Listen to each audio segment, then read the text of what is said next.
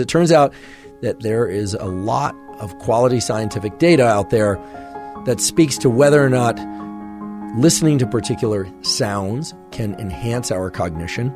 And indeed, the answer is yes, but there are very particular types of things to listen to under very particular types of conditions that allow one to do that. There have been times in which I've been working at home and I felt like, for whatever reason, I just could not engage in focus. And what worked to generate more focus for me was to go to a cafe or to a library or someplace where there's actually more commotion, more people moving about, maybe even more noise, maybe even music in the room.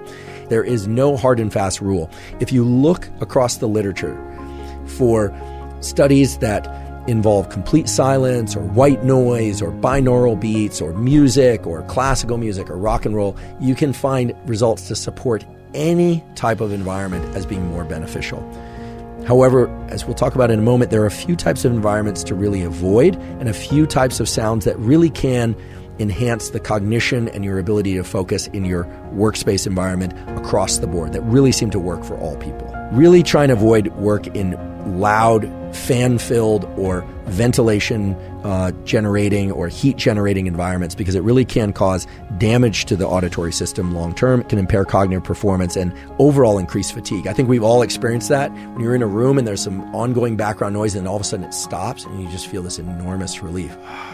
And the reason for this is that our auditory system has a parallel to our visual system. So does that mean that we shouldn't listen to white noise or pink noise or brown noise while we're working? There is some evidence that playing white noise in the background or on headphones or pink noise or brown noise can facilitate cognition.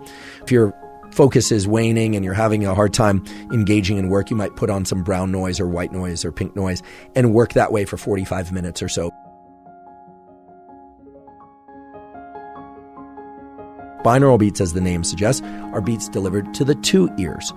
One pattern of kind of percussive beat to one ear and a different pattern, or at least a pattern that's out of phase, that's not synchronized, delivered to the other ears. The frequency of binaural beats that appears to bring about improved cognitive functioning at the level of memory, improved reaction times, and improved verbal recall seems to be 40 hertz. So for those of you that are interested in binaural beats, there are a number of free apps out there. One thing that you will find is that many of those apps superimpose binaural beats onto raindrops or ocean sounds, or that rather they superimpose ocean sounds and raindrops onto the binaural beats. That does not appear to be as effective as pure binaural beats. Here's another surprise.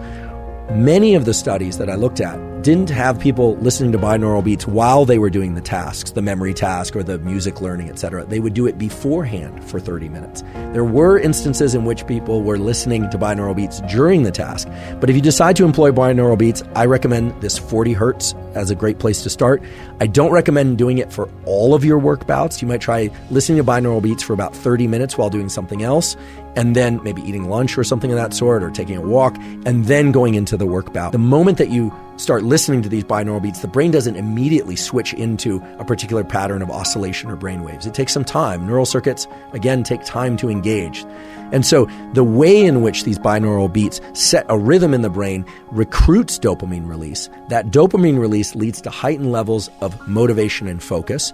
So that's a little bit of mechanistic meat to explain at least part of the reason why 40 hertz binaural beats can enhance our focus, reduce our reaction times, and improve, indeed, learning and memory.